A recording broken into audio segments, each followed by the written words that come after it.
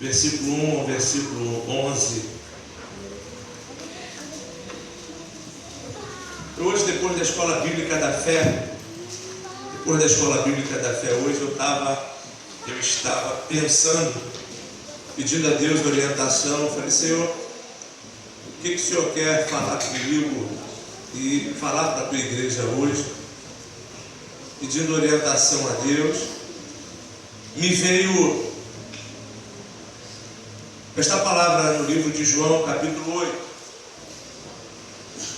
Eu olhei e quando eu vi a epígrafe do texto falando sobre a mulher adúltera, aí eu falei: Senhor, mas não era isso que eu queria falar, sobre isso que eu queria falar. Porque motivado pela escola bíblica da fé, eu estava em meu pensamento em uma palavra de fé, e nós estamos já 2 meses envolvidos no culto da fé, e a gente está naquela motivação, e a palavra da fé, ela nos empurra, ela nos avança, ela nos faz ver coisas irreais, mas no fundo aquilo acaba se tornando realidade, porque nós entendemos que Paulo diz em Romanos que chamamos as coisas que não são como se já fossem. E aí, quando eu olhei esse texto, eu falei: e agora, Senhor? E comecei a estudar, olhando um pouquinho para esse texto com um olhar diferente. E você vai entender junto comigo o que Deus tem para nós. Vamos ler juntos? Versículo 1, versículo 11. 3.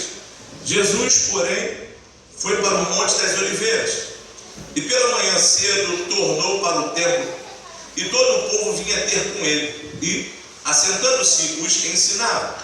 E os escribas e fariseus trouxeram-lhes uma mulher apanhada em adultério, e, pondo-a no meio, disseram-lhe: Mestre, esta mulher foi apanhada no próprio ato adulterando. E na lei, diga comigo, na lei, nos mandou Moisés que as tais sejam apedrejadas. Tu, pois, que dizes? Isto diziam eles, tentando-o para que tivessem que o acusar. Mas Jesus, inclinando-se, escrevia com o dedo na terra. E como insistissem, perguntando-lhe, endireitou-se e disse-lhes: Aquele que de entre vós está sem pecado, seja o primeiro que atire pedra contra ela. E tornando-se a inclinar-se, escrevia na terra. E quando ouviram isto, redarguidos da consciência, saíram um a um, a começar pelos mais velhos até os últimos. Ficou só Jesus e a mulher que estava no meio. E endireitando-se Jesus, e não vendo ninguém mais do que a mulher, disse: Mulher, onde estão aqueles teus acusadores? Ninguém te condenou? E ela disse: Ninguém, Senhor. E disse-lhe Jesus: Nem eu também te condeno. Vai-te e não peques mais. Curve sua cabeça. Pai, nós te damos graça. É através da tua palavra que nós temos encontrado motivação de construir um relacionamento saudável com o Senhor. É através da tua palavra que todos os dias nós caminhamos em direção aos céus. É através da tua palavra, ó Deus, que nós sentimos dentro de nós rios de águas vivas fluírem.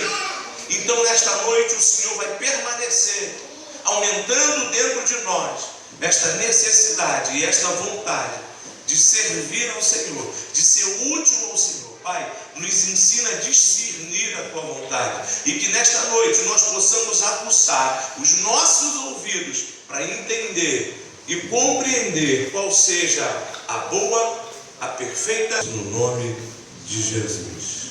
Amém? Antes de você prestar mais atenção do que já está, olhe para a pessoa que está do seu lado e diga assim: ouça o que o Espírito diz às igrejas. Nós precisamos nesses últimos dias estar atentos ao que o Espírito do Senhor tem dito para nós. Há um espírito de confusão que tem tomado conta das pessoas, pessoas, em vez de saírem alegres, contentes, muitas das vezes, de acordo com a luta que elas estão passando, estão saindo turbadas de dentro da igreja. Estão saindo preocupadas. Estão saindo sem saber qual é o real propósito do que elas vieram fazer na igreja. E olhando para este texto, olhando para essa história, não é difícil a gente descobrir algumas coisas. Não é difícil pecar. Olhando para este texto aqui, queridos, não é difícil pecar. Não é difícil mentir. Não é difícil errar. Não é difícil adulterar. Ou seja, olhando para esse texto, nada é difícil para nós fazermos. Nada. Absolutamente, quando você olha para esse texto aqui, você observa-se que até mesmo quebrar as promessas que Deus lhe fez não é difícil. O difícil é você viver hoje a realidade de que você já está limpo pela palavra e não tem mais culpa sobre a sua vida. E é o que Cristo quer fazer através da palavra dele, tirar de dentro de nós um sentimento de culpa que já não existe mais, porque ele levou com ele na cruz do Calvário, e nós temos esse direito, mas nós lutamos contra um inimigo que todo dia coloca condenação na sua vida. Todo dia o inimigo coloca condenações. Todo dia, quando você amanhece, ele faz questão de você lembrar um dia anterior para você remoer aquele trauma e criar um sentimento de culpa, de incapacidade, de inferioridade, sentimento que muitas das vezes não deixa você avançar. Quem começou a entender, diga amém. E eu vou te dizer uma coisa: o sentimento de culpa é uma das maiores armas que o inimigo tem usado nos últimos dias para interferir na sua comunhão com Deus. O sentimento de culpa, irmãos, tem sido uma arma que frequentemente o inimigo tem usado para que quando você dobre o seu joelho, a primeira coisa que você faça é se apresentar cheio de culpa. Quer ver uma coisa? Às vezes, muitos de nós já dobramos o joelho e dizemos: Senhor, eu sou culpado, eu não mereço, eu não tenho direito, Senhor. Senhor, me perdoa, Senhor, porque eu tenho vacilado. Não é a nossa oração? Não é a nossa oração? Alguns chegam até o ponto de dizer: Senhor, eu sou pó, eu sou cinza, eu sou lixo. Eu já ouvi pessoas orarem desta maneira, se rebaixando diante de Deus, porque ele não entende que uma vez que ele nasceu de novo, ele já nasceu sem culpa, sem condenação.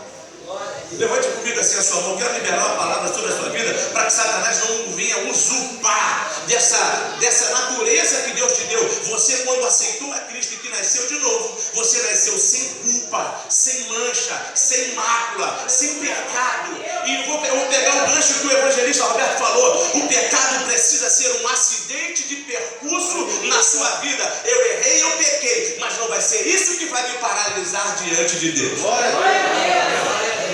Não pode, porque se isso acontecer, nós diariamente vamos ter que conviver com escribas e fariseus, pessoas que todos os dias vão querer nos levar diante de Deus para apontar